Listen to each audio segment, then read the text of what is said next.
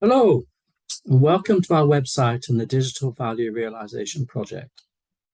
So, what is this? Who are we, and what is this all about? Hopefully, all will be explained in this introductory video presentation. This is the first of a forthcoming series designed to guide you through the RDV lifecycle and its companion playbook. The Realising Digital Value Playbook, or what we now refer to as the RDVP, is a new approach which we have specifically conceived and designed for our modern digital society era. It is founded on the principles of benefits realization management, originally developed to achieve return on investment from very expensive information technology projects, latterly what we now call digital technology projects. Our playbook is designed to help organizations achieve new transformational systems change and to deliver economic, social, cultural, and ethical value from digital technology projects and investments. Benefits and value realization is a recognized and documented concept. It has been used over many decades in mainly large UK private and public sector organizations. We have redefined and re-engineered the concept to make it more relevant for the new digital age. Our particular philosophy is embedded in our digital design ideas. This is centered around enabling the end user to have more of a voice in order to appreciate wider perspectives, in order to facilitate more democratic engagement between users, managers, and developers of innovative digital technologies. So democracy is a key word here. We believe that digital applications and systems should be a co-creative process, fully involving the design and development teams with end users and managers.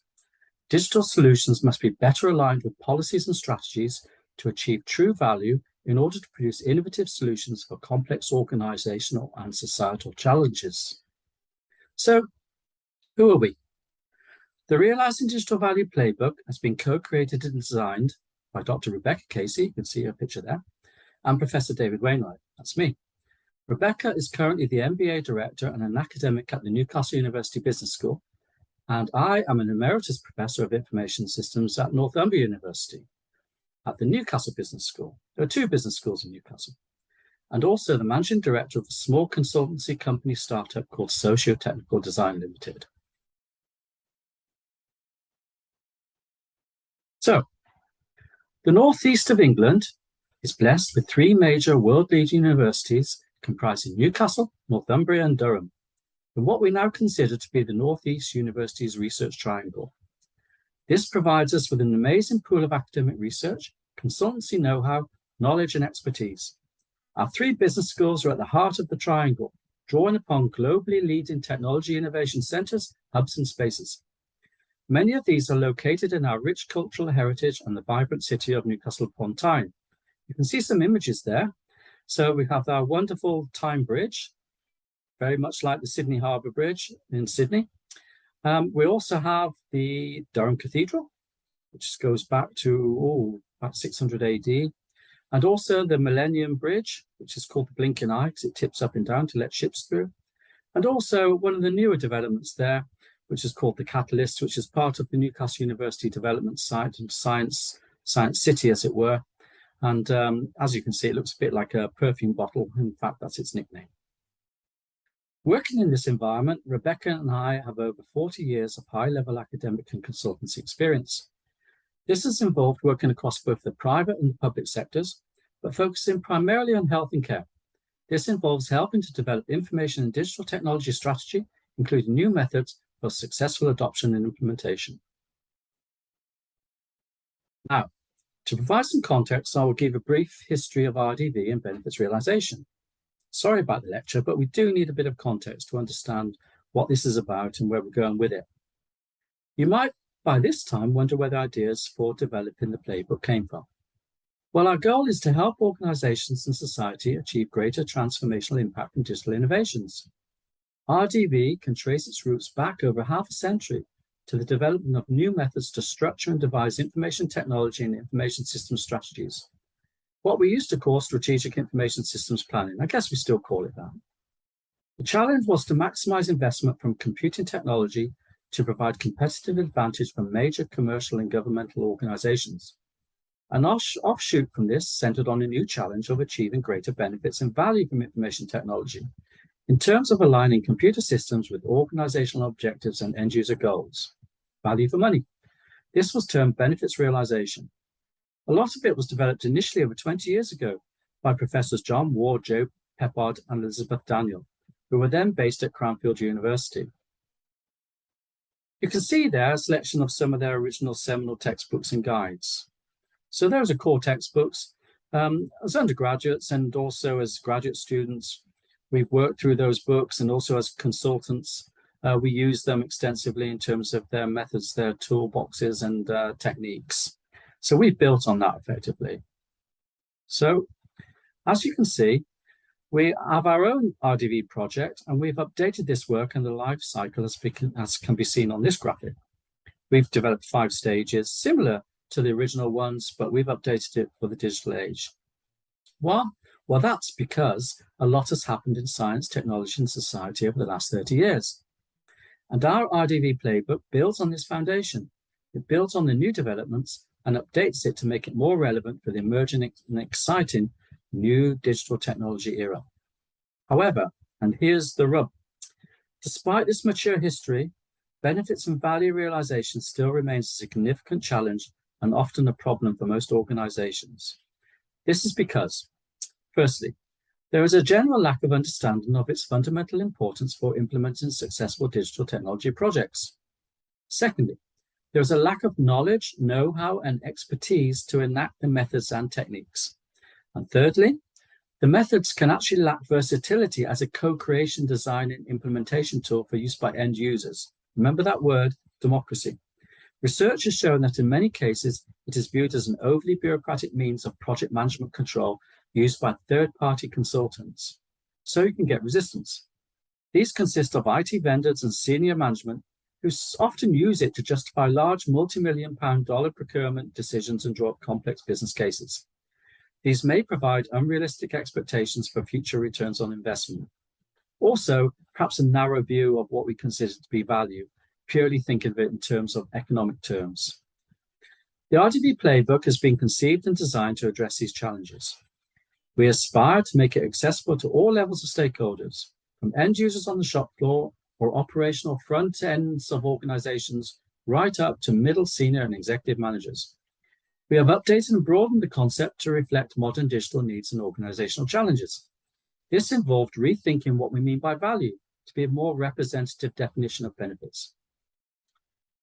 In that way, we consider value can be thought of across 4 broad areas. These comprise social, economic, cultural, and ethical, or what we now term SECE or SECI dimensions.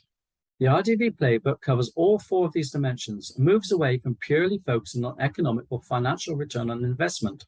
Notwithstanding, we will always realize that ROI is of fundamental importance, but let's not devalue the other aspects of value.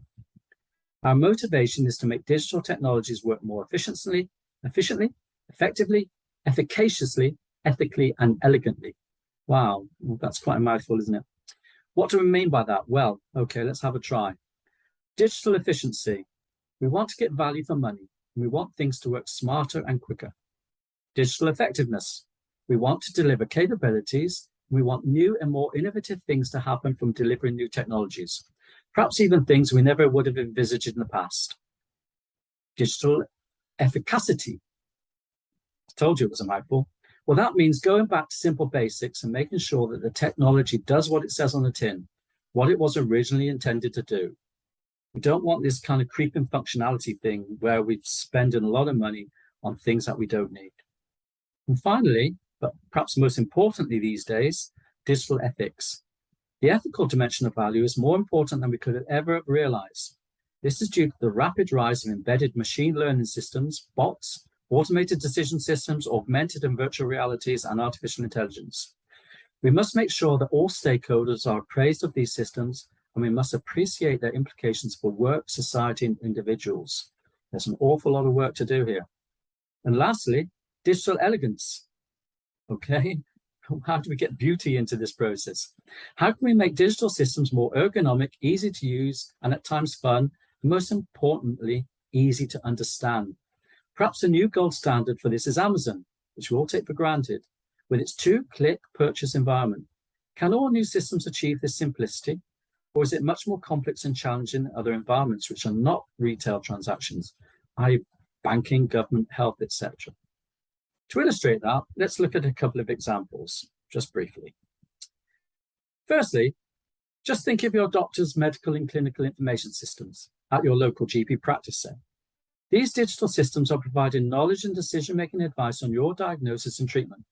Do we know who coded the systems, what evidence base they are founded on, and how much autonomy the clinician or, and very importantly, the patient has to override these decisions and also these recommendations? How much do we really know about these systems? As you can see, they're incredibly integrated together, and they can do amazingly clever and beneficial things for patients and also the health service if they work correctly. But this has been going on for 30 years and we're still nowhere near fully integrated systems. There are a lot of problems out there and we've got a lot of work to do to put them right. What about another example, perhaps a more recent one? Perhaps let's look at the recent COVID-19 track and trace. These applications and systems were introduced in the UK at pace and scale in the recent pandemic. Some experts have reported, well, some experts, that this is costing over 30 billion UK pounds. That's the whole system. Did it work as intended on our smartphones and other technologies? Or did we not appreciate the complex human and political factors involved across our 4 dimensions and our 5 E's, which I've just talked through, which we just outlined in some, well, brief detail anyway. Let's call it that, brief detail. That's a funny thing to say, but anyway. So think about that COVID-19 application. How did it actually work for you? Or did it not work for you at all? So what we're saying is that the playbook, as we have designed it, can now be used in what we term a mode 1 or mode 2 style of operation across your digital life cycle, your digital journey, and the 5 key stages we've outlined.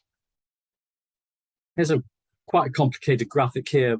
Don't worry about this because it's all on the website and it's all on the playbook, and you can look at it as this in your leisure, and we will produce more videos and explanations of how to work through it. And obviously we can offer workshops where you can do that with us. So mode 1 means you can follow each of the 5 stages we have designed for realizing digital value. Mode 1 means that you can follow the stages in a fairly prescriptive manner, using the methods and techniques as they are described. Mode 2 is more advanced in the sense that you can pick and mix the stages, methods, and techniques in order to adapt them to your own digital technology project environment phases and challenges in your own context.